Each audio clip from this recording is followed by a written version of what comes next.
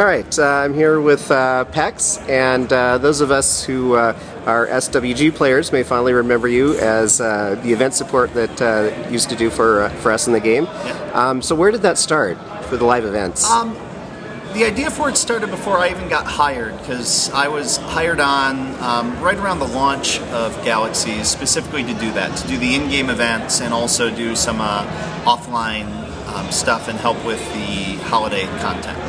Cool. And what did it mean for you to do the live events, and what did it mean for you for the players? You know, it was fun.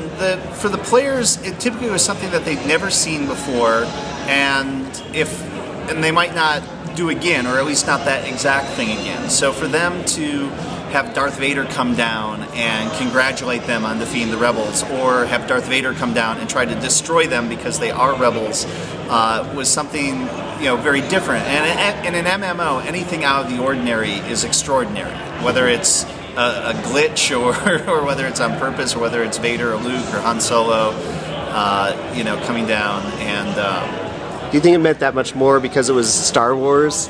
Yeah, a little bit. To have Darth Vader come and like talk to you, or threaten you, or fight you, or on the flip side, you know, Luke Skywalker or Princess Leia, because we had just as many requests for Leia or Luke to come and talk to Rebel guilds as we did for Vader or the Emperor to come and talk to Imperial guilds. So, was there a particular event that stuck out that you did? There was one, I mean, a lot of them stick out, and I remember so many of the events. If a player's talking about it and they tell me enough information, it'll start to recollect in my mind what I did, because so many of them were very unique. There was, except for events where I just would spawn a bunch of bad guys, they all were very unique events. But there was one that they set up, and they really wanted a real role-playing scenario with the cantina, so they wanted Han Solo to come in, so I came in, and you know, it was a smuggler cantina, and they were playing Sabak, and so I got involved in a game of that, and then there was like the little secret aside where they were trying to make the deal for him shipping cargo, and then of course Imperials start landing outside the cantina, and they're all trying to defend Han Solo as he runs away. And behind the scenes, I'm running two computers. So over here I'm spawning bad guys, over here I'm trying to run Han Solo.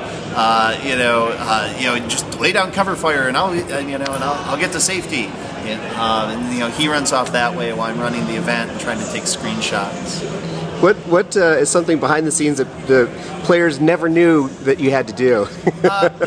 There was one thing where I could make myself invisible, and so I'd make myself look like Darth Vader. I'd change my name to be Darth Vader, and I would make myself invisible. But to become visible again, I would have to reload into the zone to send that information out to all the players. I couldn't just pop back into visibility. And so what I discovered would work is that if I went into a house, so in order to call a shuttle down, the shuttle would come down right where I was standing. And so I'd go there invisible, I'd mark down the coordinates of where I was, I'd do the command to bring down the shuttle. As it's coming down, I would run to the nearest house as Darth Vader, invisible, run into the house. Once I knew that the shuttle had landed, and I could tell that because on the radar it would usually spawn a couple of stormtroopers, and I could see the stormtroopers on the radar, I would then use the teleport command to I'd make myself visible in the house, and then teleport to the spot, so I would then reload, and so to everybody else it would appear like the shuttle landed, and then I appear right at the foot of the shuttle. And so it's just all these sort of jumping through hoops to make something very simple appear. But it worked out, and the illusion and the effect was very good. And then when I would leave, I would do the same thing. I'd walk back, I'd make myself invisible, then I'd run the command to launch the shuttle, so it looked like I went there, got in the shuttle, and then I would leave. Okay. Now, you must have put in a lot of extra hours, and was it, you know, worth it for you? And yeah, it was totally worth it. I mean, it's like any job, there's a lot of hard work, and there was a lot of long hours. When I would do a Saturday, I would easily do like 12, 13, 14-hour days and barely have a break in between. And these events are back to back to back. And when you're doing it, you're very, very focused because you're trying to get the dialogue right. I'm running two computers. I'm trying to take screenshots. I'm trying to get the information that they want across. I'm trying to interact with them because they're talking to me, and I'm trying to role play back. and so it was a very focused time. So at the end of the day, I felt like I just run a marathon. I would literally be exhausted, but it was a lot of fun. It was a lot of fun at the same time, because after I was done, I'd still be invisible, and I could hear all the players like, "That was so cool! That was awesome! That was amazing!" And the person who was running the event that I was talking to, they're sending me private messages. "Oh, thank you so much! That was awesome! My guild totally loved it!" And so that was, the hard work after each event paid off because people were really thrilled by it, and so that made it a very rewarding experience. Yeah, definitely. You were at a few of my events. It's that I ran. But definitely for me and on behalf of any other SWG players who I'm sure that you came out and made that effort for it, definitely thank you. Yeah. No so what is it that you're doing now? Well, currently I am the community manager for Free Realms and also the community manager for Clone Wars Adventures, which hasn't launched yet.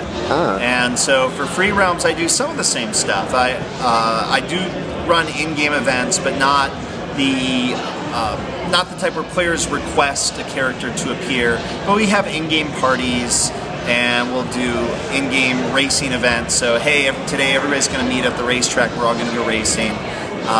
We do house parties where we bring people to visit other people's houses and see how they're decorated, and we just have a good time. I try to find different spots in the world to go, and so we'll have pool parties in the Memorial Caverns. There's a lake inside the cave at the bottom, that sort of thing. Oh, okay.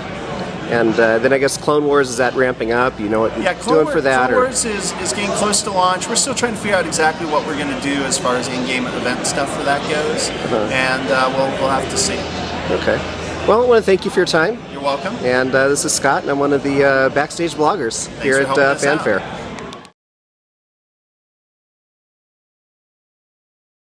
Sony.